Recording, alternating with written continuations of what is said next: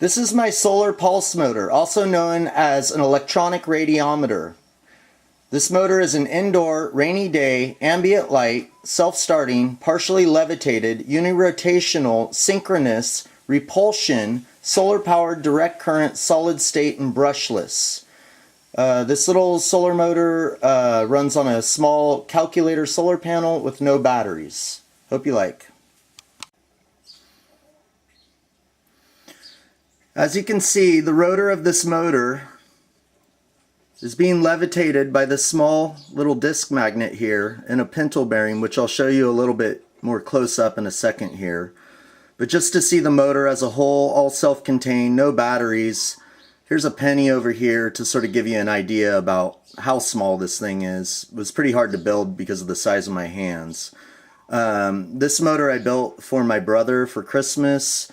And I took a video of it on a rainy day running indoor, but the video quality was really stinky. So here I am indoor on a partially sunny day, or sunny morning I should say, and over here you can see the little mini solar panel. I'll get a better shot of that too with the little capacitor here.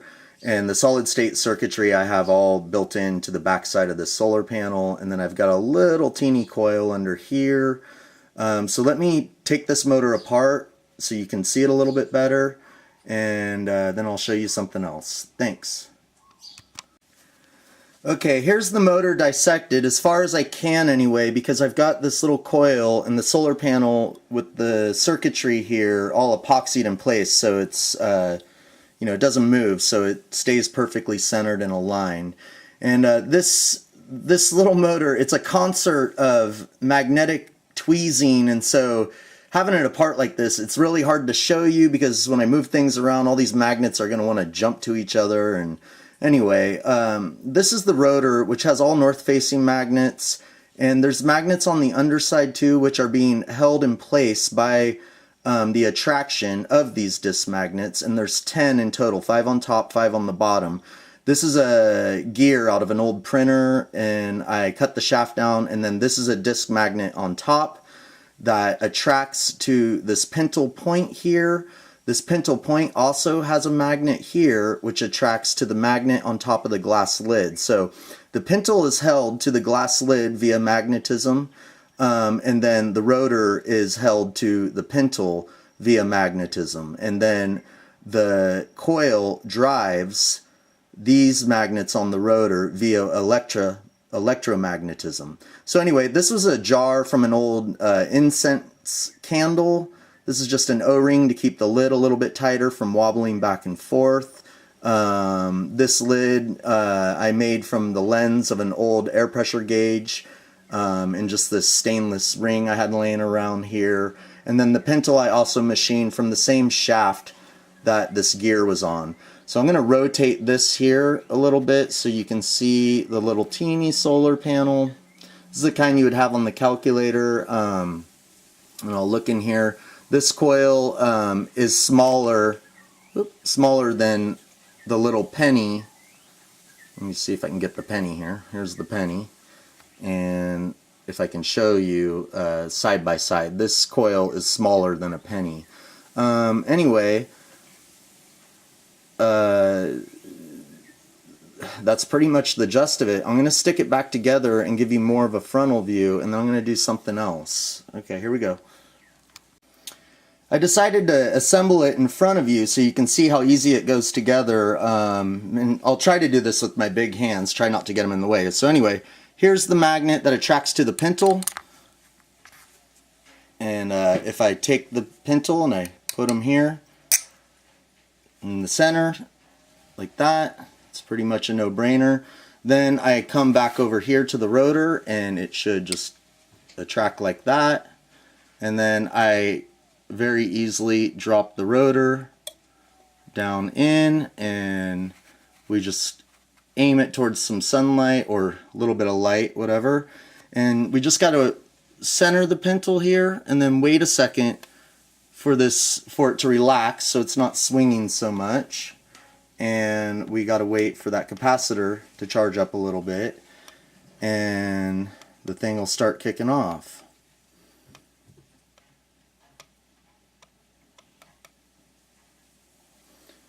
This motor is so sensitive, it runs on subtle energy. Like I said, there's no batteries. It's running in the microamps, so me just walking here will agitate it, and really the best place to have it is up high on a windowsill, so when you're walking around or bouncing around or you got your music on or whatever, it's not you know, agitating the motor. So anyway, as the motor goes, it will smooth out even more. The way it works is it needs to sense the permanent magnets traveling over the coil. Once it senses them, the coil kicks off and it makes a repulsion to those disc magnets on the rotor. Anyway, there it goes. It's starting to smooth out and speed up. So anyway, this is morning time, indoor. I'm going to try to show you what I like to do at nighttime with it. It's real fun. Okay, give me a second. Okay, so I'm simulating nighttime by sticking the motor inside a box here, inside a dark cabinet actually. Yeah, I wasn't able to have enough time. I got to stick this thing in a box and mail it out today so it makes it to my brother by Christmas. But anyway, you can see with the little bit of ambient that's leaking in there, it's thinking about doing something, but it's not. So what I like to do at nighttime for fun is I take a flashlight and I shine it across the room, hit that little solar panel, and then it's a light powered or a wireless motor, which is pretty cool that the power source is shooting across the room. So it's sort of like maybe these photonic UFOs that use laser beams to power the vessel at a distance. So here we go. And just like the sunlight, we got to give it a second. Let me focus a little better. We got to give it a second for that cap. Let me come over here. For that cap to charge up. And then there she goes.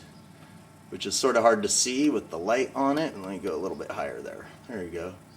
And it's actually running a little bit faster than off the little bit of ambient light that was leaking through the window when I had it on my little display table there. So anyway, just wanted to share that with you guys. I think it's pretty cool. Hope you guys do. And Merry Christmas, brother. This is for you.